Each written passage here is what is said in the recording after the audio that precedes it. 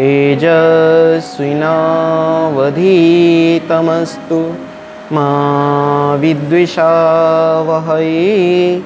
ॐ शान्तिः शान्तिः शान्तिः। शङ्करं शङ्कराचार्यं केशवं बादरायणं सूत्रभाष्यकृतौ वन्दे भगवन्तौ पुनः पुनः। ईश्वरो गुरुरात्मेति मूर्तिभेदविभागिनी व्योमवद्व्याप्तदेहाय दक्षिणामूर्तये नमः। सदाशिवसमारम्भां शङ्कराचार्यमध्यमाम् अस्मदाचार्यपर्यन्तां वन्दे गुरुपरम्पराम्। श्रुतिस्मृतिपुराणानाम् आलयं करुणालयं नमामि भगवत्पादं शङ्करं लोकशङ्करम्।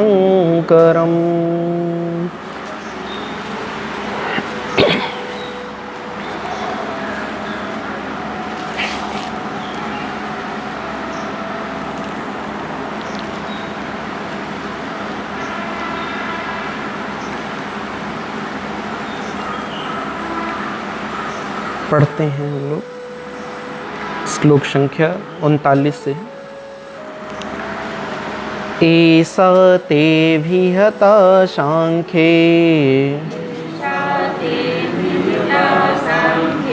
बुद्धिर्योगे त्विमां शृणु।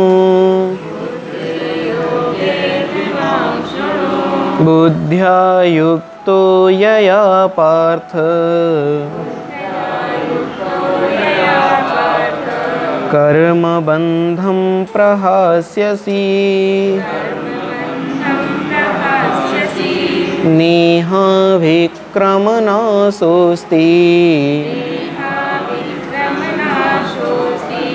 प्रत्यवायो न विद्यते। स्वल्पमप्यस्य धर्मस्य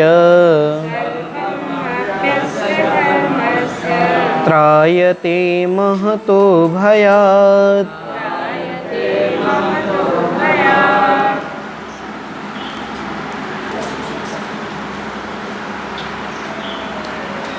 ऐसा ते विहता सांख्ये बुद्धिर्योगे त्विमां शृणु। बुद्ध्या युक्तो यया पार्थ कर्मबन्धं प्रहास्यसि। दो प्रकार की बुद्धि की यहाँ पर चर्चा आएगी आगे। भगवान कहते हैं अर्जुन, मैंने अब तक तेरे लिए सांख्य बुद्धि का निरूपण किया। ऐसी बुद्धि, बुद्धि माने यहाँ पर आप ज्ञान समझ लो, सांख्य विद्या, परमार्थिक विद्या। बोले यहाँ पर मैंने कुछ ऐसे लोग होते हैं जिनकी बुद्धि ज्ञान प्रधान होती है, तो ऐसे ज्ञान प्रधान लोगों के लिए मैंने ज्ञान विषयक चर्चा की। और आगे कुछ मैंने कर्म की भी चर्चा की है, स्वधर्म की भी चर्चा की है। तो ये जो ज्ञान परक बुद्धि है, यह ज्ञान परक बुद्धि जो इस बुद्धि से युक्त हो जाता है, ऐसा साधक, ऐसा जिज्ञासु इस ज्ञान परक बुद्धि से युक्त होकर के कर्मों के बंधनों से छुटकारा पा जाता है। अगर कर्म विषयक बुद्धि के साथ वो किसी कर्म का संपादन करता है, तो कर्म विषयक बुद्धि में सबसे पहले जो चीज आएगी वो कर्तापने का भाव आएगा। जो मूलभूत अंतर भगवान समझाना चाहते हैं, वो कर्म विषयक बुद्धि जब आपके अंदर आएगी तो कर्म विषयक बुद्धि अंदर आने के साथ ही सबसे पहले आपके अंदर कर्तापन आएगा, और कर्तापन आएगा तो आप किसी भी कर्म के जब कर्ता बनोगे तो उस फल के कर्म का भोक्ता भी आपको बनना पड़ेगा। और अगर कर्म के कर्ता भोक्ता आप बनोगे तो इसका मतलब है पुनरपि जननम पुनरपि मरणम पुनरपि जननी जठरे शयनम। उस प्रक्रिया का निरंतर अनवरत प्रवाह होता रहेगा। मतलब आप कर्म करोगे, फिर कर्म का फल मिलेगा, उस कर्म फल को भोगोगे, जो शेष रह जाएगा उसको भोगने के लिए फिर से पैदा होना पड़ेगा, फिर कर्म करोगे, फिर उन कर्म फलों को भोगोगे। तो निरंतर यह आपका प्रक्रिया चलती रहेगी।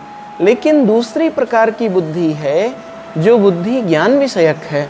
अगर उस बुद्धि का आश्रय लेकर के आप कर्म भी करते हो, भगवान जो बताना चाहते हैं कि उस बुद्धि का, जिस सांख्य बुद्धि का प्रतिपादन मैंने किया और आगे भी जिसका प्रतिपादन करूंगा, अगर आप उस बुद्धि का आश्रय लेकर के कर्म संपादित करते हो तो निश्चित रूप से आप कर्म के बंधन से छूट जाओगे, आप कर्म फल के बंधन से मुक्त हो जाओगे।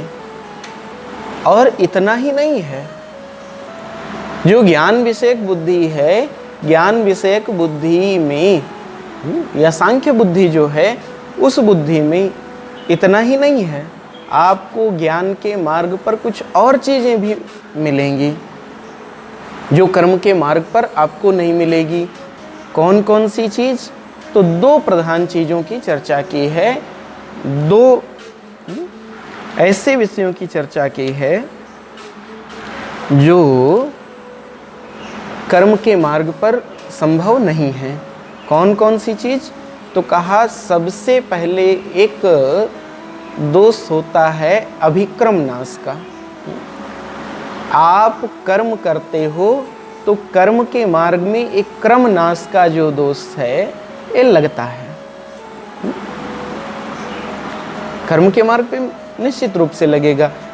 कई बार हमने दृष्टांत से इस बात की चर्चा की है कि एक किसान खेत में अगर उसको फसल बोनी होगी तो क्या करेगा? सबसे पहले खेत में पानी लगा करके उसमें नमी बनाएगा, फिर उस खेत को जुतवाएगा, उसके बाद उसमें बीज डालेगा, फिर बराबर करेगा, बीज उसमें निकलेगा, छोटा सा पौधा, फिर वो पौधा धीरे धीरे बड़ा होगा।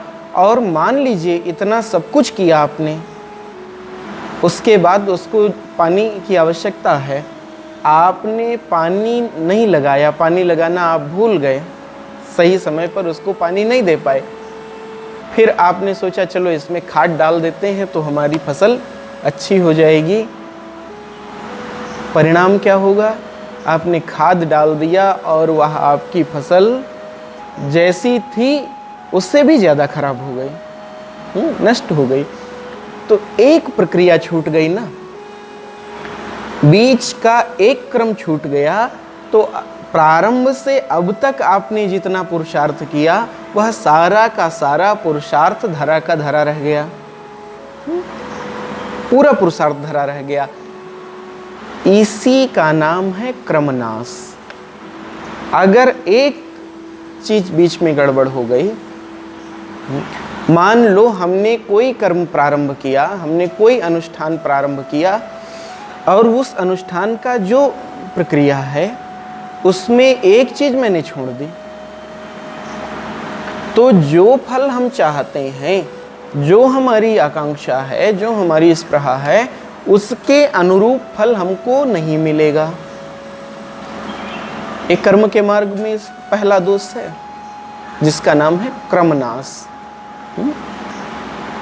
अच्छा, दूसरी चीज है कि कर्म के मार्ग में ही एक और दोष पाया जाता है, प्रत्यवाय।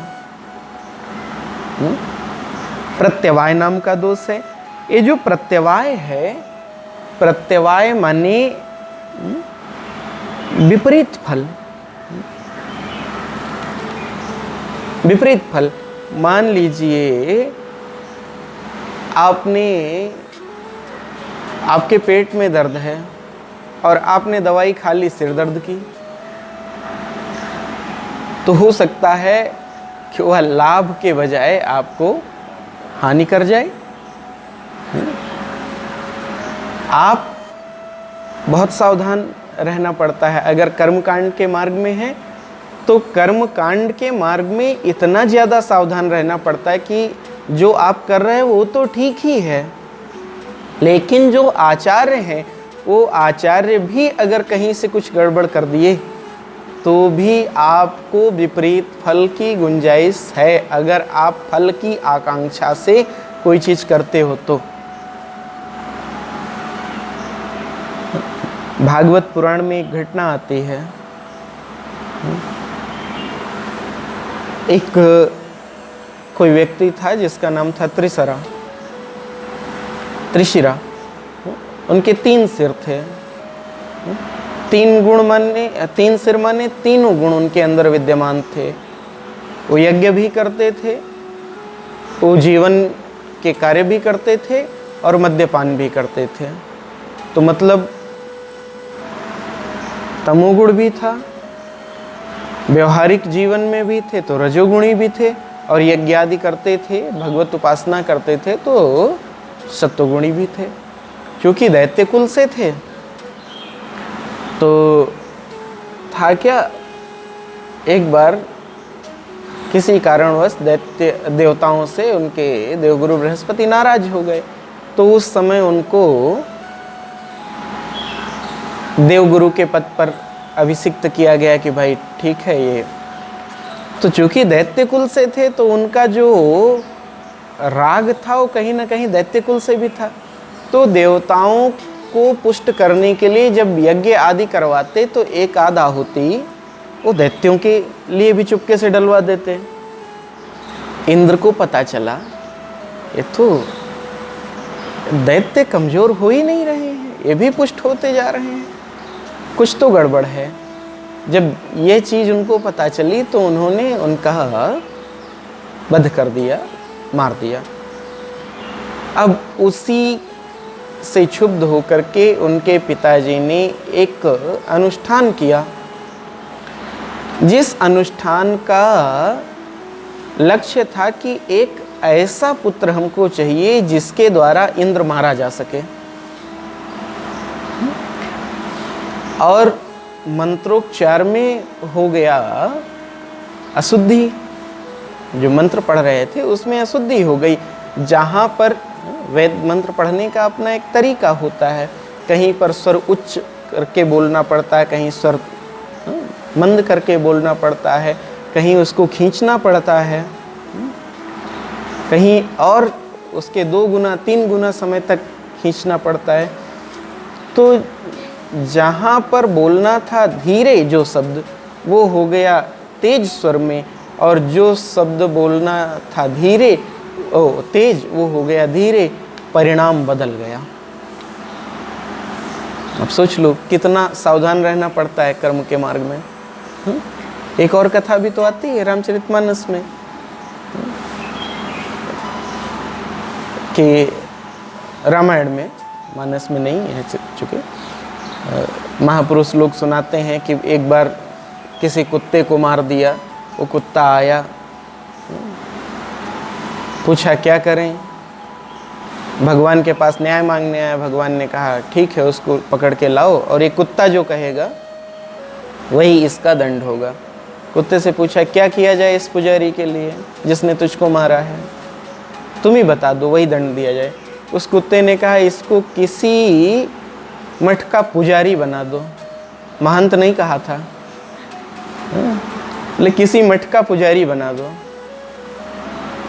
सब बड़ा विस्मय में बोले पुजारी बना दो, ये तो इसके लिए पारितोषिक हो गया, इनाम हो गया, मैंने तो दंड की बात की थी। तब उसने कहा महाराज जब मैं इतना सावधानी रखता था यज्ञ हवन आदि करने में, लेकिन कभी कभी ऐसा हो जाता था कि यज्ञ हवन आदि करता उसके बाद ठीक से हाथ नहीं धुलता तो उनकी जो हवन सामग्री हवनीय द्रव्य नाखूनों में लग जाता, नाखून के अंदर चला जाता, उसके बाद मैं भोजन करता तो हवनीय द्रव्य गलती से मेरे पेट में भी चला जाता। चूँकि वो किसी अन्य का भाग था, देवताओं के लिए था, और वो भाग मेरे अंदर चला गया, तो अगले जन्म में मुझे,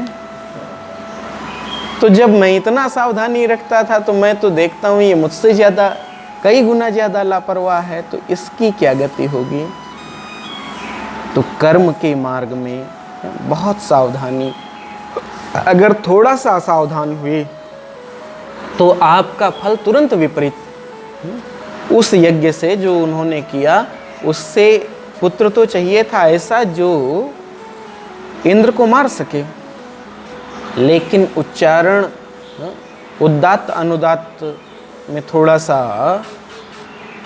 समस्या होने के कारण ऐसे पुत्र की प्राप्ति हुई जो इंद्र के द्वारा मारा जा सके। उसी का नाम पड़ा वृत्रासुर। वृत्रासुर फिर इंद्र के द्वारा मारा जाता है, महर्षि दधीच की अस्थियों से जो वज्र बना उससे। अब देखो, तो इतना आसान नहीं है कर्म। कर्म के मार्ग में दो दोष, एक पहला दोष क्रमनाश का और दूसरा दोष प्रत्यवाय का। नेहाभिक्रमनाशोस्ति प्रत्यवायो न विद्यते। ज्ञान के मार्ग में ये दोनों चीजें नहीं होती। ज्ञान के मार्ग में, भगवत भक्ति के मार्ग में अगर आपने इनका किया तो ये दोनों चीजें नहीं होंगी। ना तो क्रमनाश होगा, आपने अगर एक कदम भी भगवान के मार्ग पर बढ़ाया, थोड़ा सा भी भगवान का भजन किया, तो आगे की यात्रा आपकी जब शुरू होगी तो पिछला जो आपके खाते में जमा है ना, वो आपके खाते में रहेगा, आप उसको खर्च कर सकते हो। ऐसे जो लोग होते हैं जिनका जीवन ऐसा हो जाता है, ऐसे लोगों को ही कहा जाता है योग भ्रष्ट। पूर्व कि उन्होंने जीवन भर भगवान का भजन किया और किसी कारणवश, आगे गीता जी के 6 या 7वें अध्याय में ये प्रश्न भी है अर्जुन का, शायद 6ठे अध्याय में है, केशव ऐसे लोगों की क्या गति होती है जिन्होंने भगवान को जीवन भर चाहा लेकिन किसी कारणवश अंतिम समय में भगवान से विमुख हो गए। ऐसे साधक की क्या गति होती? क्या वो इन्हीं बादलों की तरह छिन्न भिन्न हो जाते हैं? तब भगवान कहते हैं नहीं अर्जुन, उनकी जो साधना है, उनका जो भजन पूजन है, वह संचित रहता है और आगे उनको ऐसी परिस्थिति मिलती है, ऐसा परिवार मिलता है, ऐसे लोग मिलते हैं जहाँ पर रह करके वो अपने कर्मों को पूरी तरह से संपादित कर सकते हैं, उन चीज़ों को कर सकते हैं। और जड़ भरत जी की कथा उसका दृष्टांत है। ऐसी कई कई घटनाएं हैं। तो कहा भगवान के मार्ग में अभिक्रम नाश का दोष नहीं होता, क्रम नाश का वो नहीं होता है। तो परमात्मा के मार्ग पे, ज्ञान के मार्ग पर क्रमनाश नहीं है। प्रत्यवाय विपरीत फल, बोले जब आपको फल की आकांक्षा ही नहीं है तो अनुकूल और विपरीत का कोई मतलब ही नहीं। विपरीत तो तब होगा जब आप अनुकूल फल चाहोगे, तब ना। जब आप अनुकूल और प्रतिकूल कुछ चाह ही नहीं रहे हो, जब आप फल ही नहीं चाह रहे हो, तो ना अनुकूल मिलेगा ना प्रतिकूल मिलेगा। फिर तो आपका कर्म आपकी चित्त की शुद्धि के लिए है। ठीक है। तो नेहा विक्रम नाशोस्ति प्रत्यवायो न विद्यते स्वल्पम अप्यस्य धर्मस्य त्रायतो महतो भयात्। अगर आप कर्म की जगह कर्मयोग का थोड़ा सा भी अनुष्ठान करते हो, तो यह कर्मयोग आपको इस संसार के भय से मुक्त कर देता है। लेकिन भगवान ने बहुत सावधानी से कहा है कर्म योग, मतलब ज्ञान से युक्त होकर के, उस परमात्मा से युक्त होकर के किया जाने वाला कर्म। ऐसे नहीं कि हम लड़कों के लिए, घर परिवार के लिए कमा रहे हैं, उसमें झूठ भी बोल रहे हैं, उसमें थोड़ा सा घटतौली भी कर रहे हैं, चोरी भी कर रहे हैं, ये सारी चीज़ें यह आप करते हो स्वयं के लिए। लेकिन घटना आती है, आज कई दृष्टांत याद आ रहे हैं मुझे। एक सदन कसाई की घटना आती है ना, उसके पास भगवान सालग्राम की इतनी बड़ी बटिया थी पत्थर की, और काम क्या था? मांस बेचता था वो। कोई ग्राहक आ गया तो उतनी देर मांस बेचता, बाकी भगवान के चिंतन में ही लगा रहता। बांट कोई था नहीं, तो कोई ग्राहक आता, वो कहता 1 किलो चाहिए, तो वही बटिया उठाता, दूसरे पलड़ी में रखता, एक पलड़े में वो रखता, और वो बटिया जितना उसको चाहिए होता, 1 किलो चाहिए तो 1 किलो वजन की हो जाते। कोई आता कहता नहीं आधा किलो चाहिए, आधे किलो में काम हो जाएगा, तो आधा किलो हो जाते भगवान। कोई 2 किलो वाला ले, अपना कोई उसके साथ चाह नहीं है। मैं इस जाति में हूँ, ऐसा कर्म मेरे लिए विहित था, ऐसे परिवेश में रहा, मुझे ये कर्म करना पड़ रहा है, लेकिन मेरा चित्त तो गोविंद के साथ जुड़ा हुआ है। तो गोविंद भी कहते हैं जब तू मेरे अनुरूप है तो मैं तेरे अनुकूल हो गया। तो स्वल्पम अप्यस्य धर्मस्य त्रायतो महते भयात्। यह जो कर्मयोग है, यह कर्मयोग थोड़ा सा भी अगर जीवन में हो तो जीव का कल्याण करने वाला होता है।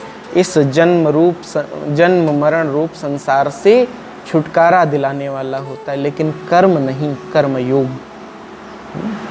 कभी भी आप गीता जी को लेकर के ये मत कहना कि भगवान ने गीता जी में कर्म की चर्चा की है। जैसे ही आपने ये कहा कि गीता जी में भगवान ने कर्म की चर्चा की, मतलब आपने गीता जी के अर्थ का अनर्थ कर दिया। बोले मैं तो गीता में बताया गया है कि सबसे बढ़कर के कर्म करना है, कर्म सबसे श्रेष्ठ है, इसलिए कर्म करता हूँ। अक्सर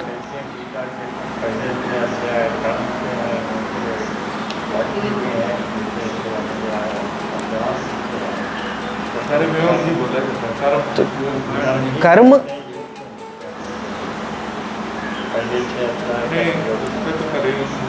आप कभी गीता जी का अध्याय के बाद जो संस्कृत लिखी है समापन पर, वो पढ़ के देखिए, कर्म कहीं नहीं लिखा है। इति श्रीमद्भगवद्गीतासु उपनिषत्सु विषाद योग, अर्जुन विषाद योग, सांख्य योग, कर्म योग, ज्ञान कर्म संन्यास योग, ज्ञान योग, ऐसे ऐसे करके सब नाम लिखे हैं। तो हर सब गीता का मतलब ही है योग, और योग का मतलब है जुड़ना। तो जो अविद्या आदि से मुक्ति दिला करके अपने स्वरूप के साथ जोड़ दे, उस प्रक्रिया का नाम है योग। हम लोग शरीर को स्वस्थ रखने के लिए जो करते हैं वो आसन है, लेकिन जो हमको परमात्मा के साथ जोड़े, योग का मतलब अविद्या आदि जो दुख देने वाली चीजें हैं, तम अविद्या दुख संयोगम वियोगम योग संगीतम। अविद्या आदि जो दुख देने वाली चीजें हैं, उनसे वियोग करा करके अपने स्वरूप के साथ संयोग करा दे, इसका नाम है योग। शरीर स्वस्थ रहेगा जिसको करने से, वो आसन है। जैसे बाबा जी जो चर्चा करते हैं वो योग की चर्चा कम करते हैं। वो तो सब आसन बताते हैं, पेट कम करना है तो ये आसन करो। ब्लड प्रेशर है तो ब्लड प्रेशर वाले को, हाई बीपी वाले को ये करना है, लो बीपी वाले को ये करना है, थायराइड वाले को ये करना है।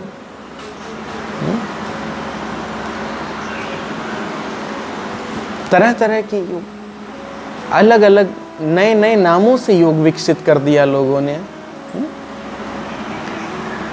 डायनामिक योगा, आप बहुत ऊर्जा से ओतप्रोत हो, उस ऊर्जा को खर्च करके एकदम शिथिल हो जाओ, डायनामिक योगा है। एक बार पता नहीं कहाँ सुनने में आया था एक नया शब्द योग का, अब्यूजिंग योगा। ले खूब लड़ो झगड़ो गाली दो, बोले योग है। क्या क्या मजाक बना दिया। योग का मतलब तम अविद्या दुख संयोगम वियोगम योग उच्यते।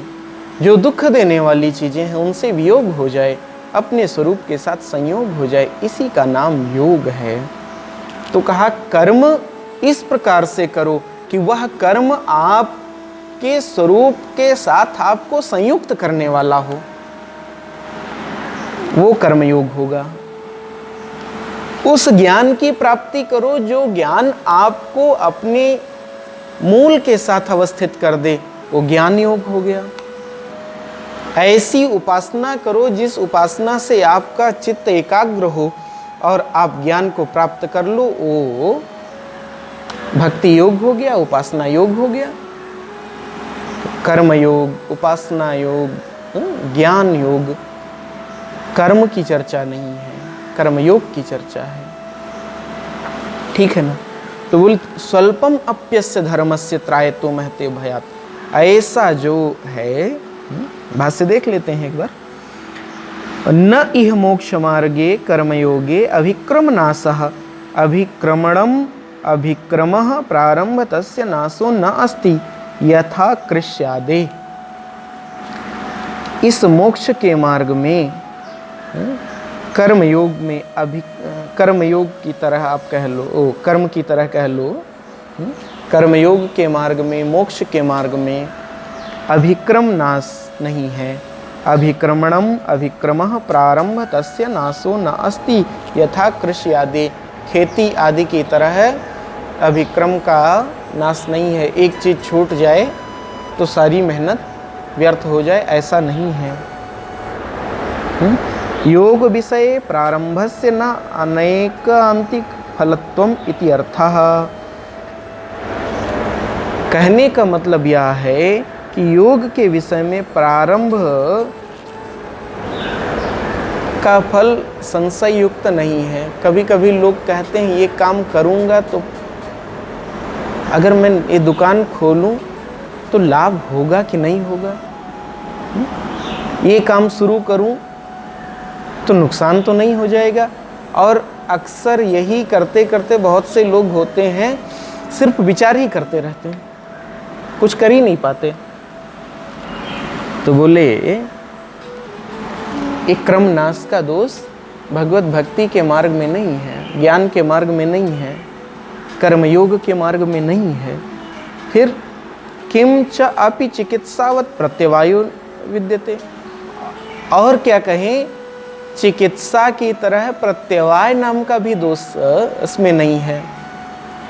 दवाई खा तो रहे थे हम फायदे के लिए और वो रिएक्शन कर गई। लाभ के लिए खा रहे थे लेकिन उससे नुकसान हो गया, तो लिया भी नहीं है। किंतु भवति, फिर होता क्या है? बोले स्वल्पम अपि अस्य योग धर्म से अनुष्ठितम। अगर आपने थोड़ा भी योग का अनुष्ठान किया तो त्रायते, रक्षा करता है आपकी। किससे? तो बोले महता संसार भयात् जन्म मरण आदि लक्षणात्। यह जो संसार का महान भय है जन्म मृत्यु रूप, इस जन्म मृत्यु रूप भय से आपकी रक्षा करता है। ज्ञान का अनुष्ठान करके आप इस जन्म मरण रूप बंधन से छूट जाते हो। या इमं सांख्ये बुद्धे युक्ता उक्ता योगे च वक्ष्यमाण लक्षणा सा। जो बुद्धि, यहाँ पर जो सांख्य के विषय में एक बुद्धि कही गई और जो बुद्धि योग के विषय में कही जाने वाली है, वो एक ही है, अलग अलग नहीं है। भगवान इस बात को देखिए, अपने आप कहते हैं एक ही है, बस लोग अपनी अकल के हिसाब से उसको अलग अलग बांट देते हैं, उसकी अनेक अनेक शाखाएं। अच्छा, सनातन धर्म ने तो मूल रूप से एक ही उपदेश किया ना? क्या? ब्रह्म सत्यम जगन मिथ्या, ब्रह्म ही सत्य है, बाकी सर्वत्र वही आत्मा है, यही तो उपदेश किया। लेकिन वह उपदेश किया तो हर व्यक्ति ने अपनी अपनी बुद्धि के अनुसार समझा। तो किसी ने समझा तो उसको उसमें कोई कमी लगी तो उसने थोड़ा जोड़ गांठ करके एक अपनी नई शाखा निकाल दी। दूसरे को लगा कि नहीं ये ऐसे नहीं, तो दूसरे ने अपनी। आज क्या हुआ, उस सनातन धर्म रूपी वृक्ष की कई कई शाखाएं हो गई। आप दर्शन उठा करके देख लो तो दर्शन में भी अद्वैत दर्शन है, अद्वैत के बाद शुद्ध अद्वैत, विशिष्टाद्वैत, द्वैताद्वैत, ऐसे कई कई शाखाएं निकल आई। बात वही है, लेकिन थोड़ा घुमा फिरा के कुछ नया मसाला जोड़ करके लोगों ने अपने अपने अनुरूप, जैसी अपनी बुद्धि के अनुसार कि मैं जो समझ रहा हूं वो ज्यादा सत्य है, बाकी यथार्थ मूल क्या है?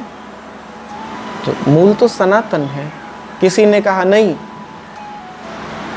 हमने कहा कि आप कर्म करो, कर्म से चित्त शुद्ध होगा, फिर भगवान के विग्रह की उपासना करो, भगवान के विग्रह की उपासना करने से, जब आप भगवान के विग्रह की उपासना करोगे तो भगवान के विग्रह की उपासना करने से आपका जो चित्त है वो एकाग्र होगा, फिर आप ज्ञान के मार्ग में आगे बढ़ जाओगे। कोई आर्य समाजी आया, उसने कहा नहीं नहीं भगवान तो सर्वत्र हैं, फिर मूर्ति के आगे बैठने की आवश्यकता क्यों? क्यों मूर्ति की पूजा कर रहे हो भाई? मतलब पहली चीज भगवान सर्वत्र हैं, तो सर्वत्र हैं तो मूर्ति में भी तो होने चाहिए। और अगर आप कह रहे हो मूर्ति में नहीं है तो इसका मतलब आपके परमात्मा सर्वत्र नहीं है। मैं तो मानता हूं कि सर्वत्र हैं, इसीलिए तो विग्रह के सामने बैठ करके उपासना करता हूं। बोले सर्वत्र हैं तो आप कहीं भी बैठ करके उपासना कर लो, क्या जरूरी है मूर्ति के सामने बैठने का? तो बात सही है, आपकी बात ठीक है, लेकिन आज के 20 साल पहले जब आदमी चिट्ठी लिखता था तो चिट्ठी लिख करके कहीं उसको संदेश भेजना होता था तो चिट्ठी डालता कहाँ था?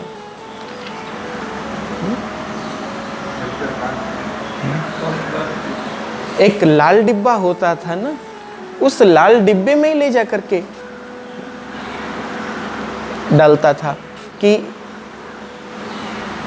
इसमें अगर, अच्छा वो जाकर के पोस्ट ऑफिस में जाता, किसी मेज पर रख के चला आता, ले तो पोस्ट ऑफिस है, क्या उसकी चिट्ठी पहुंचती? एक गौ माता है, उनके शरीर में दूध की एक अलग नस होती है, आप उस नस में अगर इंजेक्शन लगाओगे तो दूध नहीं निकलेगा। गाय भैंस के शरीर में एक नस होती है, दूध वाली नस अलग होती है, लेकिन खूब मोटी सी फूली सी, उसी को देख करके लोग निर्धारण करते हैं कि अच्छा दूध देने वाली है। ज़्यादा मोटी होगी तो बोले दूध बहुत है इस पशु में। उसी को देख के निर्धन। लेकिन आप सोचो कि उस नस को आप कहीं से भी काट दोगे तो आप दूध निकाल लोगे? नहीं, उस दूध को प्राप्त करने के लिए एक प्रक्रिया है, एक तरीका है। जब उस गाय के पास बैठोगे, आप बछड़ा या बछिया छोड़ोगे, उसके अंदर वात्सल्य जगेगा, तब उसके स्तन से आप उस दुग्ध को प्राप्त कर सकते हो। बोले ऐसे ही यह जो स्थान है, जो देवालय हैं, उन देवालयों में, उन स्थानों में जब आप बैठते हो, आप अपने मन को परमात्मा के साथ जोड़ते हो। उस विग्रह के अंदर आप जैसा आप वो मन की कल्पना रहती है, उसी कल्पना के अनुरूप अपने भावों का आरोपण करते हो। कन्हई ऐसे हैं, देखो दो तरह के लोग आते हैं मंदिर। कुछ ऐसे भी आते हैं जो किसी के साथ आ गए तो उनको भगवान के विग्रह में कोई आनंद नहीं आता, और कुछ ऐसे हैं जो आते हैं, देखते हैं तो कहते हैं महाराज जी लग रहा है भगवान जी हमें देख के मुस्करा रहे हैं, अभी बोल पड़ेंगे। कई लोगों ने ऐसा कहा। ले भगवान का विग्रह चाहे जिधर से आप देखो, आप उस तरफ खड़े होके देखते हो तो उधर लगने लगता है कि भगवान ने इस तरफ मुंह कर लिया और हमको देख के मुस्करा रहे हैं। कोई इधर खड़ा होता है, ये अपने भाव के साथ हमने अपने भावों का आरोपण किया और उन भावों के साथ हमने अपने आप को जोड़ा परमात्मा के विग्रह के साथ। जब उनके विग्रह के साथ जोड़ा तो वो विग्रह के साथ जोड़ते हैं तो वह परमात्मा का जो प्रेम है, वह प्रेम हमको प्राप्त होता है। इसलिए आवश्यकता है मंदिर की, इसलिए देवालय की आवश्यकता है। नहीं, आपकी बात तो हम भी मानते हैं कि भाई परमात्मा सर्वव्यापक है, लेकिन सर्वव्यापक परमात्मा को जो दिखाई नहीं पड़ रहा, हमारा भाव है कि हम उनको भोग लगाएं, तो किसको भोग लगाएंगे? किसको भोग लगाएंगे?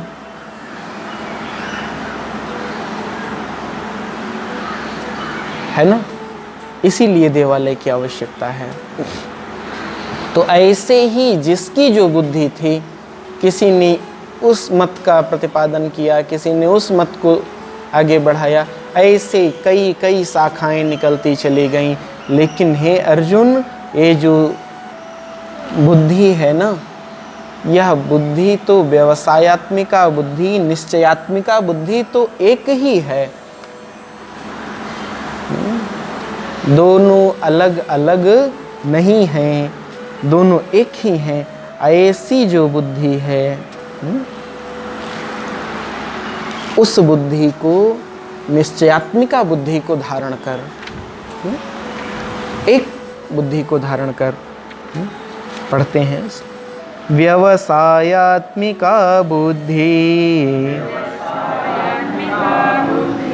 एकेह कुरु नंदन, बहुशाखा ह्यनन्ताश्च बुद्धयो व्यवसायिनां। व्यवसायात्मिका निश्चय स्वभावा एका एव बुद्धि, इतर विपरीत बुद्धि शाखा भेदस्य बाधिका सम्यक प्रमाण जनित्वाद इह श्रेयो मार्गे हे कुरुनंदन। हे अर्जुन, ये जो व्यवसायात्मिका बुद्धि है, व्यवसायात्मिका बुद्धि को यहाँ पर व्याख्या की तो निश्चय स्वभाव वाली जो बुद्धि है, वह एक ही है। इतर विपरीत बुद्धि शाखा भेदस्य बाधिका सम्यक प्रमाण जनित्वाद इह श्रेयो मार्गे हे कुरुनंदन। और कुछ ऐसी जो विपरीत बुद्धियां हैं जो प्रमाण जनित नहीं है, आप ये कह लो जिन्होंने प्रमाण को, शास्त्र के प्रमाण को ठीक से समझा नहीं। शास्त्र जो बताना चाहता है उस तरीके से ना समझ करके कुछ और समझ लिया, तो ऐसी बुद्धि उस व्यवसायी बुद्धि में, उस निश्चयात्मिका बुद्धि के लिए बाधक है। ऐसी कई कई बुद्धियां हैं। एक बुद्धि हो गई जिसने ठीक प्रकार से समझा, निश्चयात्मिका बुद्धि। शास्त्र जहां ले जाना चाहते हैं हम वहां जा रहे हैं। और कुछ ऐसे होते हैं, अच्छा शास्त्र किसी बात को कहेंगे तो प्रमाण जनित तरीके से कहेंगे ना, प्रमाण का आश्रय लेकर के कहेंगे। अब कभी कभी होता क्या है, हम शास्त्र के सिद्धांत को नहीं समझते, बल्कि उस सिद्धांत को ना समझ करके कथा में ही उलझ जाते हैं, किसी नाम का आश्रय ले लेते हैं या किसी दृष्टांत को ही सत्य मान करके बैठ जाते हैं। तो बोले जो इस प्रकार के लोग हैं, ऐसे भी बहुत से लोग हैं जो इस मार्ग में बाधक या इस तरह की बुद्धि के लिए बाधक भी हैं। या पुनः इतरा बुद्धियो यासाम शाखा भेद प्रचार वसाद अनंतः अपारः अनुपरतः संसारो नित्य प्रततो विस्तीर्णो भवति प्रमाण जनित विवेक बुद्धि निमित्त वसात च उपरतासु अनंत भेद बुद्धिसु संसारः अपि उपरमते। जो इससे इतर बुद्धियां हैं, या पुनः इतरा बुद्धियों यासाम शाखा भेद प्रचार वशात, जो शाखा भेद के प्रचार से पैदा हुई, ऐसी भी बुद्धियां बहुत हैं। अनंत अपार अनुपरतः, बोले अनंत हैं, अपार हैं, अनुपरत हैं। संसारो नित्य प्रततो विस्तीर्णो भवति, और उन्हीं अनंत बुद्धियों का विस्तार इस संसार में नित्य प्रति होता रहा। हुआ क्या? आप ऐसे समझो, रामायण में एक घटना आती है। भरद्वाज ऋषि के आश्रम में जब भगवान श्री राम, लक्ष्मण, सीता जी पहुँचे तो उन्होंने पूछा, प्रभु हम यहाँ कहाँ रहें?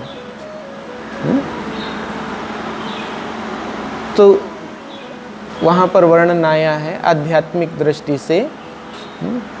भरद्वाज ऋषि ने कहा, प्रभु हमसे आप पूछ रहे हो कि कहाँ रहें? तो अब फिर चर्चा हुई। चर्चा होने के बाद बातचीत होती है तो वहाँ पर कुछ वर्णन है 14 घरों का कि प्रभु ऐसी ऐसी जगह पर आप रहो, यहाँ पर आप रहो। उसके बाद भगवान वहाँ से जब जाना चाहते हैं, आगे का मार्ग पूछा। तो आगे का मार्ग पूछने पर पता चलता है कि बहुत से लोग आ गए आगे का रास्ता बताने के लिए। इस श्लोक को समझने के लिए आप इस दृष्टांत को समझो कायदे से। बहुत से लोग रास्ता बताने के लिए आ गए। राम जी ने जब कहा कि मुझे आगे जाना है, कौन बताएगा रास्ता? तो बहुत से लोग आ गए रास्ता बताने, चलो मैं तुमको रास्ता बताता हूँ, चलो मैं रास्ता बताता हूँ। ऐसे ऐसे करके बहुत लोग, बहुत से बटुक आ गए। फिर जो गुरु जी थे उन्होंने 4 बटुकों को आगे किया। बोले राम इनके साथ जाओ, ये तुम्हारा मार्ग प्रशस्त करेंगे, तुमको रास्ता बताएंगे। तो बाकी के जो थे वो सिर झुका के फिर चले गए। लेकिन ये जो 4 बटुक रास्ता बताएंगे, ये एक निश्चयात्मिक मार्ग पर ले जाएंगे, जो मार्ग सही होगा उस मार्ग पर ले जाएंगे। वहाँ पर ये 4 बटुक अपनी चतुर्वेद का प्रतीक हैं, चारों वेदों का प्रतीक हैं। बोले इस संसार में, इस जगत में जो साधक श्रेयस के पद का अनुगामी है, श्रेयस के पथ का अनुगामी है, मोक्ष के मार्ग का पथिक है, वह मोक्ष के मार्ग का पथिक अपने वेद के अनुसार और वेद सम्मित प्रमाणों के अनुसार जब चलता है तो वह निश्चयात्मिका बुद्धि वाला होता है। और बहुत से ऐसे लोग हैं जो कहते नहीं चलो मैं तुमको रास्ता बताता हूं, तो सब तो समझदार नहीं होते, कोई उनके साथ भी चला जाता, कोई उनके साथ चला जाता, ऐसे लोग भटक भी जाते हैं। तो बोले ऐसे जो बहुत से मार्ग बताने वाले लोग हैं, बोले यह उससे विपरीत बुद्धि वाले होते हैं, इतर बुद्धि वाले होते हैं। तो कहा ऐसे लोगों के साथ जो रहता है कभी भी उसके संसार का अंत नहीं होता। जो व्यवसायी बुद्धि वाला है उसके, जो निश्चयात्मिका बुद्धि वाला है, दृढ़ बुद्धि वाला है, कैसे? तो कहा जो वेद बताए मार्ग का अनुकरण करके आगे बढ़ता है, ऐसे साधक का संसार फिर समाप्त हो जाता है। बहुशाखा ही अनंताश्च बुद्धयो अव्यवसायी नाम। और जो अव्यवसायी लोग हैं, जिनकी बुद्धि में बहुत सी शाखाएं, बहुत सी चीज़ें फैली हुई हैं, उनकी जो बुद्धि है वह बुद्धि कैसे? बोले फिर वह इस संसार में ही उनको भटकाती रहती है। किसी साधक को पकड़ लिया और उसको, भगवान कहते क्या हैं, आप मोक्ष के मार्ग पर आगे बढ़ो, आप कर्म योग के मार्ग पर आगे बढ़ो, आप उपासना योग के मार्ग पर आगे बढ़ो, तो आश्रय एक होना चाहिए, दृढ़ बुद्धि वाले बन करके आप बढ़ो। जो शास्त्र सम्मत वेद सम्मत प्रमाण हैं, उन प्रमाणों के साथ आप आगे बढ़ो। तो जो ऐसी बुद्धि वाला होगा उसका नाम है व्यवसायी बुद्धि। और जो मन मर्जी से चलता रहता है, बोले ऐसे अव्यवसायी बुद्धि वाले लोग भटकते ही रहते हैं, कहीं उनको कुछ हासिल होने वाला नहीं है। लेकिन जो अव्यवसायी बुद्धि वाले लोग होते हैं ना, इनकी जो वाणी होती है, वाणी बड़ी मधुर होती है। कोई बात बताएंगे तो इतनी उसके साथ बताएंगे कि आपको लगेगा यार बात तो एकदम सही कह रहा है। ये महापुरुष जो बोल रहे हैं, इनकी बात एकदम सही है। अब कोई आके कहता है कि 20 रुपए का दूध आप शंकर जी के शिवलिंग पर चढ़ा दोगे, वो 20 रुपए का दूध आप किसी बच्चे को पिला दो तो उस बच्चे का भला हो जाएगा। अगर हम सामान्यतया देखेंगे तो उसकी जो बात है वो बड़ी अच्छी लगेगी, हमको भी अच्छी लगेगी। तो सही कह रहा है, ठीक है भाई, तुमने ये बात कही और इस बात को बताने के लिए तुमने जो 150 करोड़ खर्च करके एक पिक्चर बना दी, उस 150 करोड़ में कितने बच्चों का पेट भरा जा सकता था? अगर एक पिक्चर बना करके तुम सिर्फ इतना समझाना चाहते हो कि ये 20 रुपए के दूध की बोतल से, 20 रुपए के दूध के पैकेट से एक बच्चे का पेट भरा जा सकता है, तो भाई साहब 150 करोड़ की पिक्चर जो तुमने बनाई है उससे लाखों बच्चों का पेट भरा जा सकता है। ये क्यों नहीं समझ में आया तुम्हें? जो मुर्दे के ऊपर 10-10 हजार की चादरें चढ़ाते हो, उन चादरों से भी तो पेट भरा जा सकता है। वो क्यों नहीं समझा रहे हो तुम?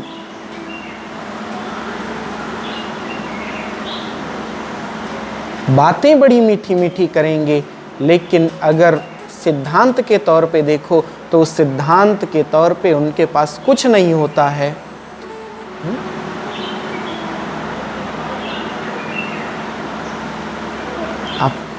विचार करो, ये विचार हमको करना है। बोले इनकी बातें बहुत मधुर होती हैं, याम इमाम पुष्पिताम वाचम, मानो बातों से फूल झड़ रहे हैं। सुनने में अच्छी लगती हैं लेकिन दुखदाई होती हैं। कैसे, आगे हम लोग इन विषयों पर विचार करेंगे। लेकिन ये जो व्यवसायी बुद्धि है, जो दृढ़ निश्चयात्मिका बुद्धि है, इस दृढ़ निश्चयात्मिका बुद्धि को धारण करना चाहिए। अव्यवसायी लोगों की बहुत सी शाखाएं हैं, अपने अपने विचार से वो हमको चीज़ें बताएंगे। वो कहेंगे यहीं इस संसार में ही सब कुछ, सारा फल मिल जाता है, इससे इतर और कहीं कुछ नहीं है।